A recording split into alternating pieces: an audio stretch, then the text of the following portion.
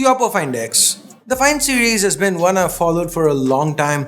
The Find 5 was the first phone to sport a Full HD display, the Find 7 was one of the first with a Quad HD panel, and it had VOOC charging long before everyone started doing fast charging. In other words, the Find series has been OPPO's innovative line. Now, for almost 4 years we've not had a Find phone. We've had a lot of selfies, but no Find. Finally, the Find X is here and I've been using it as my primary for a little over a week now.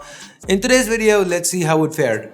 But before we do, if this is your first time here or in case you just can't remember, find me.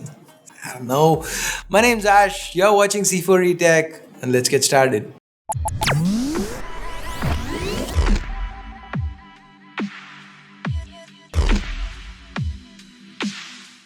Here's a card to our monthly giveaway, links in the description below, and also there you find the bell icon.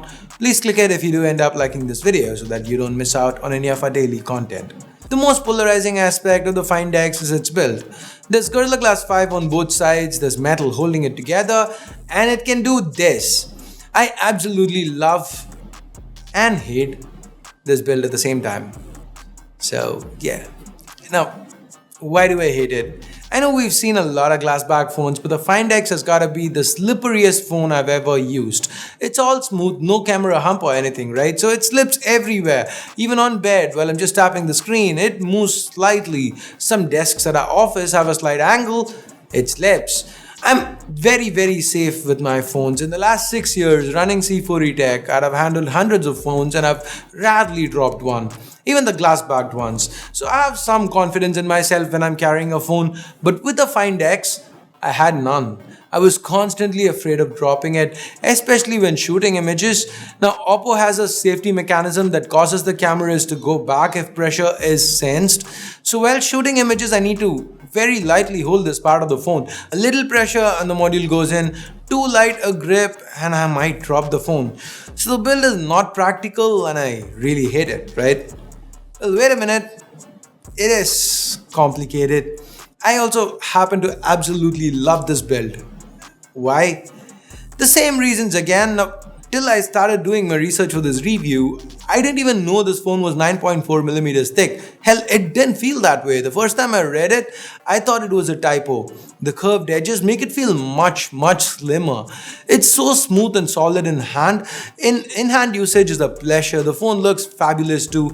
Yes, with mechanical parts come questions on longevity, but OPPO's had a lot of experience with putting mechanical parts on smartphones, so if anyone can pull it off, should be OPPO, right? The Find X is available in two colors, Glacier Blue and Bordeaux Red. Now the edges of the back have the color and it kinda shimmers, changes hues ever so slightly depending on how light gets reflected off it. From a look standpoint, it is so refreshing, it's so original. I love how it doesn't remind me of any other phone. By the way, one thing I thought I'd absolutely dislike was the lack of a fingerprint scanner to rely just on Face ID. Yep, I'm calling it Face ID. Sorry OPPO, I am not gonna keep saying O-Face. I mean, come on, O-Face, really? Anyway, that said, I thought it would be super annoying to wait for the camera to pop up and unlock every single time, but with real usage, it was never an issue. In fact, it felt more intuitive than a fingerprint scanner. Just pick it up, screen's on, swipe, it unlocks. It even feels cool with the machine whirring and all that. Now, it's got half the points of the iPhone X's implementation, but it was very fast and accurate nonetheless. Of course, no fingerprint sensor means with some apps like say LastPass, you'd have to manually keep entering a password. But overall, a part of me was totally in love with this experience. The fingerprint sensor isn't the only omission here either. There's no microSD support or a headphone jack or support for wireless charging or any kind of IP certification on this guy. Now the IP certification part, I get it, mechanical parts and all, but the rest of it, now these are things we've come to expect from a phone priced in this segment, but while that's not there on the Find X, what it does offer in turn is a 93.8% screen to body ratio. Now OPPO's gone for a top of the line Super AMOLED panel here. It's Full HD Plus, yes, but it's a mammoth 6.42 inch panel with a 19.5:9 aspect ratio. Now this is a great display. The colors are punchy, blacks inky, viewing angles good. It's bright, all as expected from a Super AMOLED display. Despite the 6.42 inch panel, the Find X is narrower and shorter than an iPhone 8 Plus, which has just a 5.5 inch display. That should give you an idea of how small it feels on hand. Consuming media on this is a great experience. The single downwards firing speaker is quite loud too. The earpiece, they've not gone for any fancy cantilever piezoelectric acoustic sensor or sound casting tech. It's just the regular good old front firing earpiece that pops up, but it doesn't, it doesn't have to pop up when you take calls every time. It can just remain there, and there's a little slit up top that kind of gives you the audio. So the cameras pop up, they look cool, but is that camera hardware any good? Well, it actually is. We have a primary 16 megapixel IMX519 sensor paired with a f2 lens with optical image stabilization. For depth detection and low light, there's a secondary 20 megapixel IMX376K sensor with the f2.2 lens. Under good light, the images were crisp with a lot of detail. The colors were reproduced naturally. The dynamic range is average though. As you can see, we have the blown out sky here with details lost. There's a portrait mode implementation here that worked quite well too. Under low light, the performance was again average. That said, the images were usable. There's reasonable amounts of detail too. As far as video goes, the same characteristics we saw with stills hold good here too, meaning it's mostly good with average dynamic range.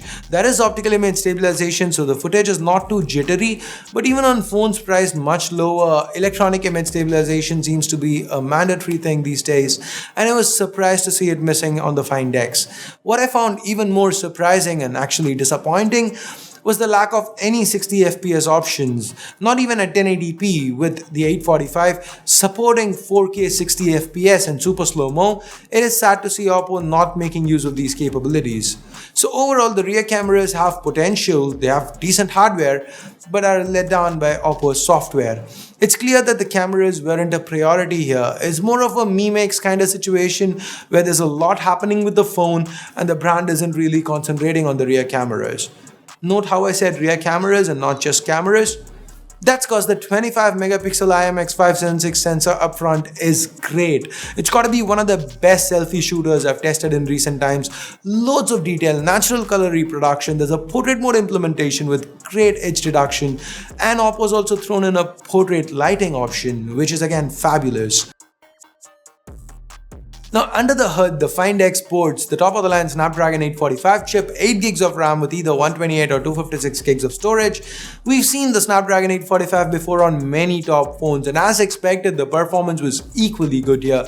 The Find X is running on ColorOS 5.1 built on top of Android 8.1 Oreo.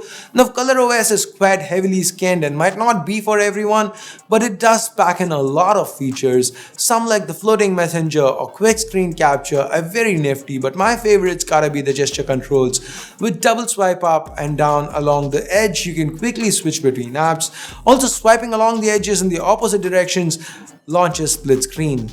Worked very well in my time with the Find X. If you think this kind of performance with a large display means subpar battery life, well, think again. The 3730 mAh battery inside performed really well. I ended each of my 8-9 days with this phone with over 30% juice left. Even on days where I did push the phone with GPS and a lot of camera testing, if you do run out of charge, or OPPO's VOOC charging can get you back up real quick. So looks great, runs fast, something fresh, new ideas and all that. What's the price? For all this, OPPO is charging 59,990 Indian rupees. Now, it is much cheaper than what it is priced at in other parts of the world. So I appreciate a lot of things OPPO has done here. I'm happy to see them invest in R&D and not just bank on selfies and marketing. And I don't think, the Find X is overpriced. Again, it's priced much cheaper than other parts of the world. I don't think it could have been priced any lower for what it offers. That said, it is still a first-gen product with a first-gen idea. I don't see myself paying 60,000 rupees for this. Personally, I'd probably wait for the Find X2 or whatever its successor is called. Hope they make it a little less slippery, maybe polish the cameras, the software, add the necessities like 60 FPS, EIS, etc. And of course, in a year as a consumer, we'd also have more peace of mind with regards to how these moving parts have fared. If OPPO had launched the 128 gig variant in India at say 45,000 rupees or something, it would have been super tempting, but at 60k, with current tier 1 alternatives and new ones just around the corner, as good as the Find X is with that 256 gigs of storage, nonetheless, I'm still gonna say let's wait this generation out. I appreciate the work that's gone into it, but it just seems to be a little too out there for as a first gen product to drop that much money on. So that's just my 2 cents on the Find X. Do you agree with what I've had to say in this video? Do you disagree? Let me know your thoughts in the comments below. And with that, we get to the end of this review and it's time I bid you adieu. If you hated it, if you loved it, leave a comment if you fall somewhere in between. Also subscribe and turn on notifications if you want to see more videos like this one. Thanks a lot for watching. Until next time, my name's Ash. You're watching C4E Tech and I'm signing off for now. You guys have a great day. Bye-bye.